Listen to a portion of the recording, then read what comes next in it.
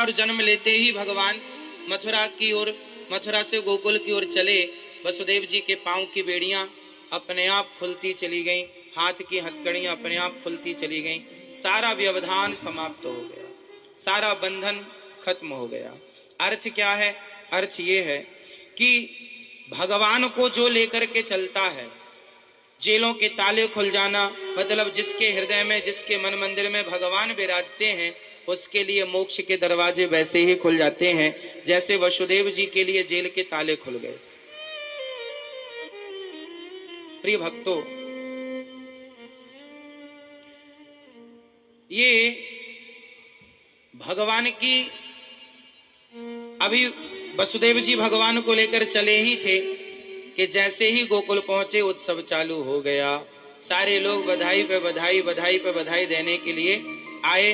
अरे यशोदा बधाई हो, बुढ़ापे में तैने रबड़ी सी रात में लड़ुआ सो लाला जायो मैया, बधाई हो, बधाई हो, बधाई हो।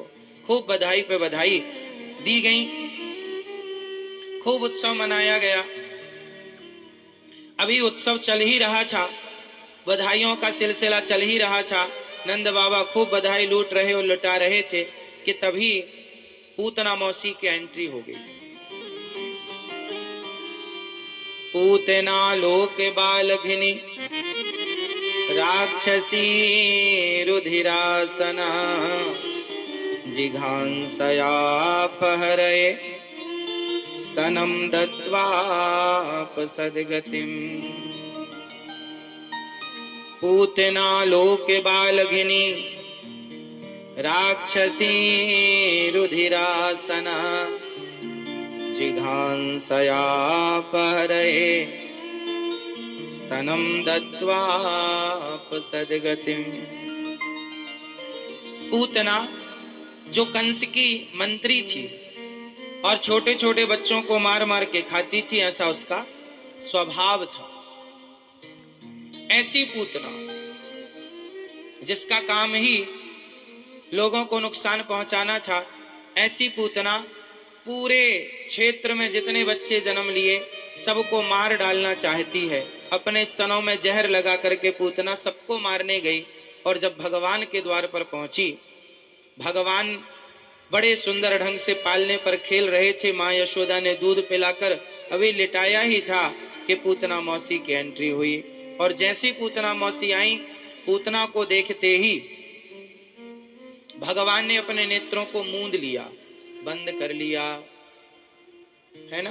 पूतना को देखते ही भगवान ने अपनी आंखें बंद कर ली। बंद करने का उद्देश्य क्या था? बंद करने का कारण क्या था? भगवान कहते हैं कि पूतना के मन में कपट है, अंदर से तो बड़ी गंदी है, जहर भर के आई है अपने आंचल में, और बाहर से बड़ी सुंदर बनने का ढोंग रचा रही है। भगवान कहते हैं जो बाहर से कुछ और होते हैं, भीतर से कुछ और होते हैं, ऐसों को हम देखते नहीं हैं। इसलिए भगवान ने पूतना मौसी को देखते ही अपनी आंखों को बंद कर लिया। भगवान कहते हैं, राम जी से पूछा गया आप किसे देखते हैं? भगवान कहते हैं निर्मल मन जन सो मोहि पावा, मोहि कपट छल छेद्र न भावा। निर्मल मन जन सो मोहि पावा, मोहि कपट छल छेद्र न भावा। तो निर्मल मन चाहिए। निर्मल मन वाले भक्तों को भगवान पसंद करते हैं। जिनका मन निर्मल नहीं होता, ऐसे लोगों को भगवान बिल्कुल भी पसंद नहीं करते। ऐसे लोगों को भगवान बिल्कुल भी नहीं देखते। इसलिए भगवान ने पूतना मौसी को देखते ही अपनी आंखें मूंद ली, आंखें बंद कर ली।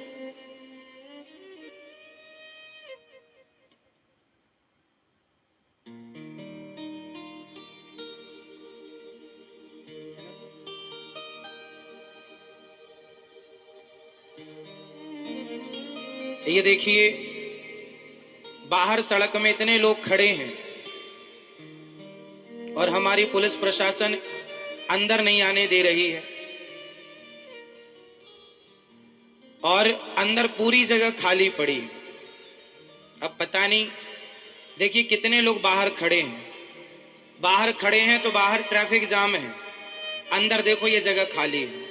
अब पता नहीं पुलिस वाले किसके दबाव से काम कर रहे हैं, किसका षड्यंत्र है, कि यहाँ लोगों का षड्यंत्र है कि कथा सुनने बहुत लोग आए तो लोग ईर्ष्या द्वेष के कारण कहने लगे अब कोई ना आए, तो पुलिस प्रशासन, सोचिए कितनी ऊंची तरह से लोग जल ईर्ष्या कर रहे होंगे कि पूरी पुलिस फोर्स खड़ी करा दी, कोई अंदर ना आए। अब बताइए कथा सुनने भी लोग नहीं आएंगे तो फिर कहां जाएंगे? दिल्ली जैसे स्वतंत्र भारत में भी आज देखिए पूरा पंडाल खाली है, बाहर लोग खड़े हैं, पर पुलिस क्या मजाल किसी को अंदर आने दे। पुलिस व्यवस्था बनाने के लिए होती है, पर यहाँ की पुलिस केवल व्यवस्था बिगाड़ रही है। सुनने को तैयार नहीं है पुलिस, मनमानी किए जा रहे हैं पुलिसकर्मी, केवल मनमानी। किस नेता के दबाव में काम कर रहे हैं पता नहीं, बड़े बड़े नेताओं का प्रशासन का दबाव हो जाता है। अब बताइए हम केवल कथा सुनाने आए हैं दिल्ली, तो यहाँ के कुछ लोगों को यह भी मंजूर नहीं है कि यहाँ के लोग कथा सुनने आए। अब बताइए इतना ईर्ष्या द्वेष कथा से क्यों? बाहर जनता खड़ी है, अंदर पंडाल खाली है, घुसने नहीं दे रहे हैं। ये देखिए चारों तरफ, दोनों तरफ की, तीनों तरफ की गलियों में बेचारी बूढ़ी माताएं, बच्चे खड़े हैं, पर दिल्ली की पुलिस सुनने को तैयार नहीं। 5 किलोमीटर तक लंबी लाइन लगी थी आज सवेरे 11 बजे से, पर समझने को तैयार नहीं पुलिस प्रशासन। अंदर जगह है फिर भी नहीं आने दे रहे, पता नहीं क्यों। घोर कलयुग आ गया। शराब पीने वाले, शराब की दुकान में कोई पुलिस प्रशासन नहीं होता कि भाई शराब मत पियो, पर कथा सुनने के लिए देखिए कितना फोर्स लगा दिया, पूरी ताकत झोंक दी, कथा सुनने मत जाओ, कथा मत सुनो। अरे जितनी जगह है उतनी तो भरने दो। बाहर देखिए सड़क पर लोग खड़े हैं बेचारे, और अंदर लोगों को आने नहीं दे रहे। अंदर देखो खाली जगह पड़ी है। अब कैसे, किसका दबाव में पुलिस काम कर रही है पता नहीं, किस नेता के दबाव में पुलिस है। शराब की दुकान में कोई पुलिस प्रशासन नहीं है कि वहां शराब ना पियो। जुआ खेल रहे हैं लोग खुलेआम, जुआ खेलने में कोई पाबंदी नहीं है, बस कथा सुनने के लिए भक्त आए तो पूरे द्वार पर कब्जा करके पुलिस कर्मियों ने गेट पे अपने ताले ठोक दिए। मैं भी नहीं आ पाया, मुझे भी बाउंड्री चढ़ करके आना पड़ा, मेरे लिए भी दरवाजा नहीं खोला कि आप भी मत जाओ। अब देखिए पुलिस का आतंक नहीं तो क्या है।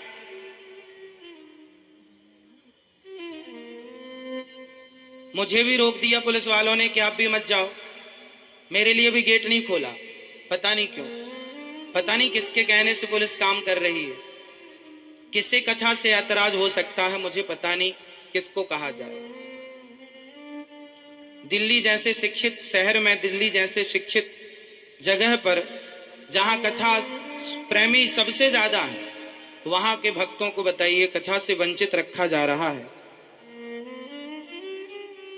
बड़ा दुखद है ये कि पुलिस प्रशासन सहयोग की जगह व्यवधान पैदा कर रही है।